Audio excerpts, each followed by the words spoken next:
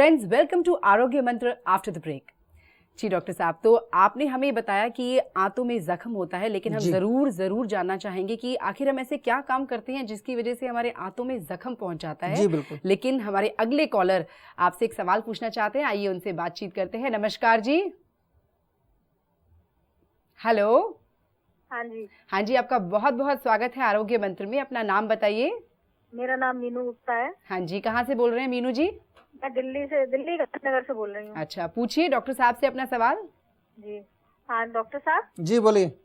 ऐसे मुझे है ना गैस होती है, गैस जो मेरे सिर में चली जाती है और पूरे गर्दन जकड़ जाती है और सिर में चली जाती है, फिर मुझे उल्टियाँ आने लगती है। अच्छा। और मैं बहुत परेशान हो गई, 2 साल हो गई। 2 साल से परेशान है? जी, मैं कई इलाज भी करा चुकी हूँ इसके बीच में। नहीं, इलाज तो तब कराएंगे, पहले कारण तो समझो। आपने कारण को समझा क्यों आपको गैस बनती है?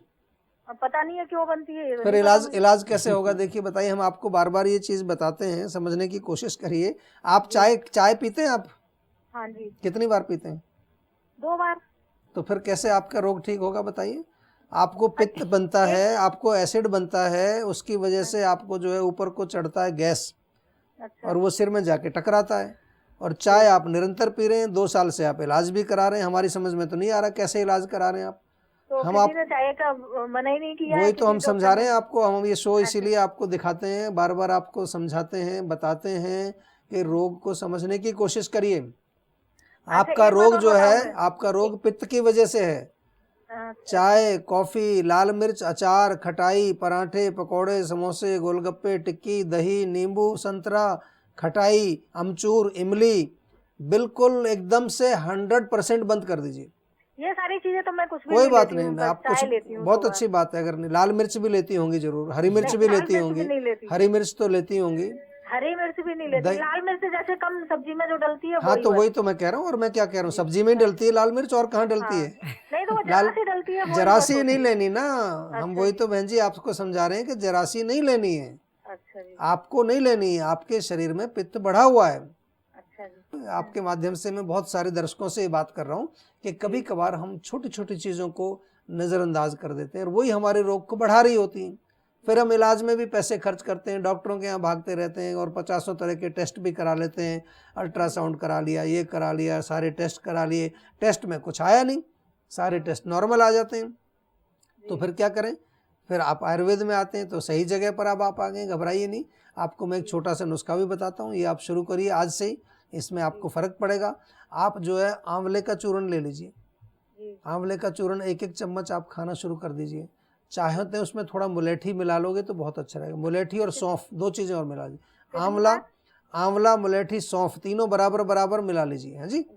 और 2 बार लीजिए उसको भोजन से पहले, 10 मिनट पहले। ठीक है जी रेणु जी, तो आई होप आपको डॉक्टर साहब ने देखिए कितने अच्छे से आपके रोग का कारण बताया है। तो आप आज से और अभी से उनकी बताई हुई बातों का पालन कीजिए और अपने रोग के कारण को और डिटेल में समझिए। ठीक है, तो हमें कॉल करने का बहुत बहुत शुक्रिया, धन्यवाद। जी डॉक्टर साहब, तो क्या कारण होते हैं अल्सरेटिव कोलाइटिस के? देखिए, कारण की बात करें, अगर मॉडर्न साइंस की बात करें तो मॉडर्न साइंस कहती है कि कॉज इज नॉट नोन। उसका कोई कारण पता नहीं चलता कि क्यों हो जाती है। कई बार वो कहते हैं कि इम्यून सिस्टम जो है वो अटैक करता है, ऑटो इम्यून डिसऑर्डर है, या जो है कई बार उनको ये लगता है कि कोई जेनेटिक फैक्टर भी इसमें हो सकता है। तो काफ़ी सारी चीज़ें इस तरह की। हम आयुर्वेद की अगर बात करें, हम तो सिंपल सीधी बातें करते हैं। जैसे अभी हमने उस महिला का जो रूट कॉज पकड़ा हमने उसका कि पित्त है, और ये बहुत कॉमन है हमारे पास। ये पकड़ा इसलिए कि बहुत सारे पेशेंट आते हैं, हमें पता है कि क्यों ऐसा लोगों को ऊपर चढ़ता है। तो ऐसे ही आयुर्वेद में एक डिस्क्रिप्शन है कि अगर खाना पचेगा नहीं आपका ठीक से, अजीर्ण होगा, इंडाइजेशन होगा, तो उसमें आपको जो कच्चा रह जाता है भोजन, बिना पचा जो भोजन रह जाता है, उससे आम बनता है। ये आम जब निरंतर बनता रहता है तो वो आंतों में, बड़ी आंतों में जाकर के वो जमना शुरू हो जाता है और जम करके वहाँ पर इन्फ्लामेशन कर देता है, सूजन पैदा करता है वहाँ पर। और जब वो सूजन वहाँ बहुत दिन तक पड़ी रहती है तो वहाँ पर कहीं कहीं वो जख्म या छाले भी हो जाते हैं। और इसमें दूसरा जो एक कारण बनता है वो हम कहते हैं पित्त, जो अभी हमने बात की कि भारतवर्ष में विशेष रूप से, क्या पूरे वर्ल्ड में ही मैं देखूँ आजकल, पित्तवर्धक चीज़ें बहुत खाते हैं लोग जी। चटपटी चीज़ें भारत में बहुत चलती हैं, मसालेदार चीज़ें बहुत चलती हैं, स्मोकिंग करते हैं लोग, तंबाकू खाते हैं, चाय कॉफ़ी पीते हैं, अल्कोहल का सेवन करते हैं, जितनी भी तमाम गर्म तासीर वाली चीज़ें, उष्ण वीर्य जिनको हम आयुर्वेद में कहते हैं, उनका सेवन अगर किया जाएगा तो वो भी एसिड की मात्रा बढ़ा करके और वो हमारे आंतों में कहीं ना कहीं अल्सरेशन पैदा कर देता है, जिसको कि हम आयुर्वेदिक भाषा में जो है हम पित्तज ग्रहणी इस रोग को कई बार बोल देते हैं। ग्रहणी जो कि इस पे हमारी आंतों से संबंधित रोग है, और पित्तज ग्रहणी यानी कि पित्त की वजह से वहाँ पर इन्फ्लामेशन, सूजन, रेडनेस भी कई बार कोलोनोस्कोपी में दिखाई देती है। वहाँ अंदर जो है बहुत ज़्यादा लाल हो रखा है, जख्म हो रखे हैं, उसमें से ब्लीडिंग शुरू हो जाती है। तो ये जो कारण आयुर्वेद में दिए गए हैं। और ये जो आम जो क्यों बनता है, वो अजीर्ण से बनता है, इंडाइजेशन से, उसमें भी पित्त एक कारण होता है। तो कम से कम थोड़ा सा समझने की कोशिश करिए,